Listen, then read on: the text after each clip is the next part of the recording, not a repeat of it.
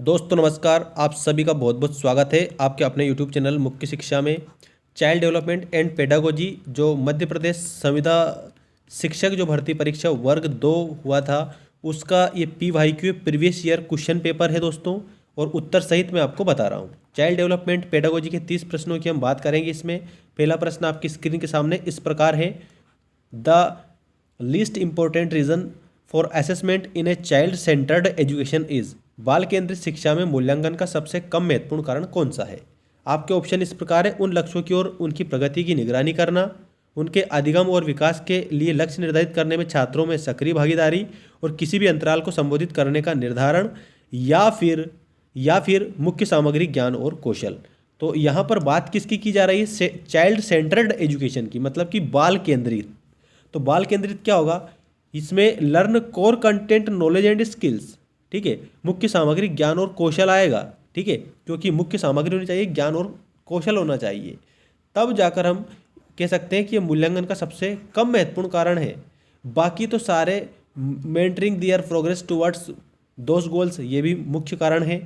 Active engagement of students in setting goals for their learning and growth, ये भी मुख्य कारण है। और determining how to address any gaps, ये भी मुख्य कारण है। लेकिन कम महत्वपूर्ण कारण पूछा है, कम पूछा है, तो इसमें आएगा learning core content knowledge and skills. ये कम महत्वपूर्ण है, वैसे है भी, ये भी महत्वपूर्ण, लेकिन कम महत्वपूर्ण है, ये आपको याद रख लेना है। तो बाल केंद्रित शिक्षा में मूल्यांकन का कम महत्वपूर्ण कारण है मुख्य सामग्री ज्ञान और कौशल। अब इसके बाद में आपको सेकंड क्वेश्चन पर ध्यान देना है। How is aptitude distributed in human beings? मानव जाति में अभिवृद्धि किस प्रकार से वितरित है? तो वितरण सामान्य है, वितरण अस्त व्यस्त है, या वितरण विषम है, या वितरण विविधतापूर्ण है। बाइलिंगुअल है, दोनों भाषा में दिया है, तो दोनों मीडियम वाले आप देख सकते हैं। The distribution is normal, the distribution is scattered, the distribution is skewed, या द डिस्ट्रीब्यूशन इज मल्टीफेरियसली। तो इसमें आपको याद रखना है वितरण क्या है? नॉर्मल है। द डिस्ट्रीब्यूशन इज नॉर्मल, वितरण सामान्य है, ठीक है। तो इसका आंसर आपको याद रखना है मानव जाति में अभिवृद्धि जो है वो नॉर्मल है। इसके बाद में नेक्स्ट क्वेश्चन पर ध्यान दीजिए। क्विक रिवीजन टाइप क्वेश्चन है आपके सारे ये, और आपकी परीक्षा की दृष्टि से ही ये क्वेश्चन आपको लिए लेकर मैं आया हूँ।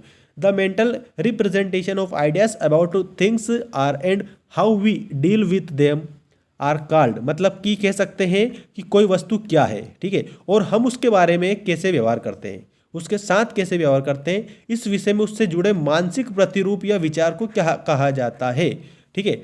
मानसिक प्रतिरूप या विचार की बात की जा रही है, तो निर्माण कहा जाता है, नेटवर्क कहा जाता है, स्कीमा कहा जाता है, संरचना कहा जाता है। तो मानसिक प्रतिरूप या विचार को कहा जाता है दोस्तों स्कीमास, ठीक है, स्कीमा बोला जाता है। ये आपको गौर करना है, स्कीमा, क्योंकि कोई भी वस्तु क्या है उसके बारे में उसके साथ हम कैसे व्यवहार करते हैं, तो ये हमारा जो मानसिक प्रतिरूप या विचार होता है उसको स्कीमा बोला जाता है। इसके बाद नेक्स्ट क्वेश्चन आप देखिए। नेक्स्ट क्वेश्चन क्या है? In a classroom of 15 childrens where you have 15 different learning style and 15 different personalities, child centered teaching is. That means 15 बच्चों की कक्षा में जहां आपके पास 15 अलग अलग सीखने की शैली और 15 अलग अलग व्यक्तित्व वाले बच्चे हैं, मतलब कह सकते हैं कि 15 अलग अलग व्यक्तित्व वाले बच्चे, डिफरेंट चाइल्ड है आपके पास में, ठीक है। तो बाल केंद्रित शिक्षण में किस प्रकार से आप उनको शिक्षा देंगे, ये उनकी ज़रूरतें क्या है, ये आपको ध्यान रखना है। देखिए ऑप्शन इस प्रकार है। Developing one lesson plan with one model teaching, मतलब कि एक शिक्षण प्रणाली के साथ एक पाठ योजना विकसित करोगे आप। या फिर developing a lesson plan by looking at every child and what his और हर नीड्स, मतलब प्रत्येक बच्चों को देखकर एक पाठ योजना विकसित करते हैं कि उसकी ज़रूरतें क्या है। या फिर कक्षा की क्षमता के मध्य को लक्षित करते हुए एक पाठ योजना विकसित करना, या फिर एक पाठ योजना विकसित करती जो सभी के लिए उपयुक्त है।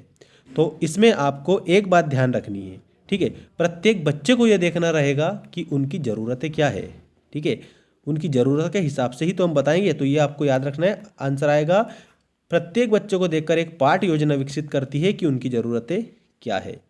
इसके बाद में नेक्स्ट क्वेश्चन देखिए, उत्तर भी इसके सामने आपका आ ही चुका है, क्वेश्चन पर ध्यान दें आप। तो the theorist remembered as the father of progressive education is, मतलब कि थ्योरिस्ट जो है प्रगतिशील शिक्षा के जनक के रूप में याद किए जाने वाले सिद्धांतकार आप बताना है। सिद्धांतकार इज मीन बाय थ्योरिस्ट। तो आपको ये बताना है कि जो प्रगतिशील शिक्षा है, प्रोग्रेसिव एजुकेशन है, उनके जनक कौन है, उनके फादर कौन है? तो जॉन ड्यूई। जॉन ड्यूई प्रगतिशील शिक्षा के जनक के रूप में जाने जाते हैं। ठीक है, तो ये आप ऑप्शन नंबर सेकंड करेंगे, father of progressive education is John Dewey. Next question देखिए, ये आपका मोस्ट इंपॉर्टेंट क्वेश्चन आ चुका है। Piaget named potentialities and abilities as, पियाजे ने क्षमता और योग्यताओं को क्या नाम दिया है? आपके ऑप्शन है स्कीमा, एकोमोडेशन, ईगोसेंट्रिज्म, एसिमिलेशन। तो आप यहाँ ध्यान रखें, स्कीमा कहा है, समायोजन कहा है, अहम केंद्र भाव कहा है, आत्मसातकरण कहा है। तो पियाजे ने जो क्षमता और योग्यता है, जो पोटेंशियलिटीज एंड एबिलिटीज है, उनको स्कीमा कहा है। क्या कहा है? स्कीमा। तो आप इसके करेक्ट आंसर में क्या करेंगे? स्कीमा। ठीक है, नेक्स्ट क्वेश्चन देखिए, in discovery learning the teacher place the role of learning. अन्वेषण डिस्कवरी अधिगम में शिक्षक अधिगम के एक की भूमिका निभाते हैं, सलाहकार की, समन्वयक की, प्रबंधक की या प्रेरक की। आपको यह बताना है कि जो अन्वेषण अधिगम होता है, जो डिस्कवरी एजुकेशन लर्निंग होती है, उसमें जो शिक्षक है वो किसकी भूमिका निभाते हैं? फैसिलिटेटर की भूमिका निभाते हैं, समन्वयक की वह भूमिका निभाते हैं। ठीक, बात करते हैं अब नेक्स्ट क्वेश्चन की। देखिए, नेक्स्ट क्वेश्चन आपकी स्क्रीन के सामने है, special education is related to. जो स्पेशल एजुकेशन है वह किससे रिलेटेड है, मतलब कि विशेष शिक्षा किससे संबंधित है? प्रतिभाशाली बच्चों के लिए कार्यक्रम, शिक्षकों के लिए प्रशिक्षण कार्यक्रम, या प्रतिभाशाली लोगों के लिए शिक्षा, या फिर विकलांगों के लिए शिक्षा। अब देखो, विशेष शिक्षा, प्रतिभाशाली बच्चे को विशेष शिक्षा देंगे क्या, या फिर शिक्षकों के लिए कोई कार्यक्रम चलाएंगे क्या, या फिर प्रतिभाशाली लोगों के लिए शिक्षा चलाएंगे कि विकलांगों के लिए?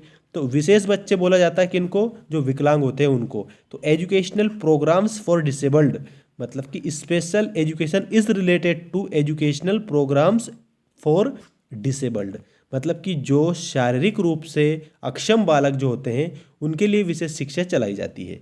तो इसका करेक्ट आंसर क्या होगा? एजुकेशनल प्रोग्राम्स फॉर डिसेबल्ड, विकलांगों के लिए शैक्षिक कार्यक्रम, विकलांगों के लिए शैक्षिक कार्यक्रम, विशेष शिक्षा इससे संबंधित है। ठीक, नेक्स्ट देखिए, नेक्स्ट क्वेश्चन आपकी स्क्रीन के सामने आ चुका है, और बिल्कुल आप कमेंट करके बताइए वीडियो आपको किस प्रकार का लगा है। आपके लिए मोस्ट इंपॉर्टेंट चीज़ें मैं आपको बता रहा हूँ। Intelligence is associated with faster development, बुद्धिमत्ता तीव्रतर विकास से जुड़ी है। कौन सी बुद्धिमत्ता तीव्रतर विकास से जुड़ी है? नो इंटेलिजेंस, कोई बुद्धि नहीं जुड़ी है, मीडियम इंटेलिजेंस, मध्यम बुद्धि जुड़ी है, या हायर उच्च बुद्धि जुड़ी है, या स्लोअर मंद बुद्धि जुड़ी है? सबसे पहली बात तो यह कि प्रश्न पर आपको इस प्रकार से ध्यान देना है, बुद्धिमत्ता है ये, और तीव्र विकास हो रहा है। ठीक है, फास्ट डेवलपमेंट हो रहा है, फास्टर डेवलपमेंट। तो जब फास्टर डेवलपमेंट होगा तो जो बुद्धिमत्ता है वो हायर होगी, हाई होगी, मतलब कह सकते हैं ज़्यादा होगी, तभी तो तीव्र विकास होगा। तो यहाँ पर आपको हायर पे कंप्लीट आंसर बता देना है, और याद भी रखना है कि हायर इसका करेक्ट आंसर आएगा। ठीक है, हायर इसका करेक्ट आंसर आएगा, तो उच्च आप कंप्लीट करेंगे। अब देखो, प्रश्न और उत्तर दोनों सामने हैं। How is learning theories characterise the role of the parent in their child's development. अधिगम सिद्धांत माता पिता की भूमिका को उनके बच्चे के विकास में कैसे चिन्हित करते हैं? मतलब सीधी सी बात आपको ये बताना है कि जो पेरेंट्स होता है, माता पिता होते हैं, उनका बच्चे के जीवन में क्या रोल होता है, क्या भूमिका होती है, किसके रूप में भूमिका होती है? प्रशिक्षक के रूप में, शिक्षकों के, भागीदारों के, समर्थकों के? तो प्रशिक्षकों के रूप में भूमिका होती है। माता पिता अपने बच्चे को बहुत कुछ सिखाते हैं, तो प्रशिक्षकों के रूप में भूमिका होती है। अधिगम सिद्धांत में माता पिता की भूमिका उनके बच्चे के प्रशिक्षक के रूप में होती है, as a trainers, as a trainers. और कहा भी गया है, parents is a trainers of child, मतलब जो बच्चा है उसके ट्रेनर्स माता पिता होते हैं, फर्स्ट ट्रेनर्स, सबसे पहले माता पिता ही उनको अच्छी बातें वगैरह सिखाते हैं। नेक्स्ट क्वेश्चन की हम बात करते हैं। देखिए, नेक्स्ट क्वेश्चन आपके स्क्रीन के सामने है, sociometric analysis of A group is used in measuring personality is an method. कौन सी मेथड है वह जिसमें, देखो सबसे पहले तो समझिए कि एक समूह के समाज नीति विश्लेषण का उपयोग व्यक्तित्व को कौन सी विधि के रूप में मापने के लिए किया जाता है? ठीक है, आपके ऑप्शन है प्रेक्षण, वस्तुनिष्ठ, व्यक्तिनिष्ठ या प्रक्षेपी। तो देखिए, इसका करेक्ट आंसर होगा वस्तुनिष्ठ। क्या आएगा? वस्तुनिष्ठ, ऑब्जेक्टिव। ठीक है, sociometric analytics of A group is used in measuring personality objective method, objective method याद रख लेना आप।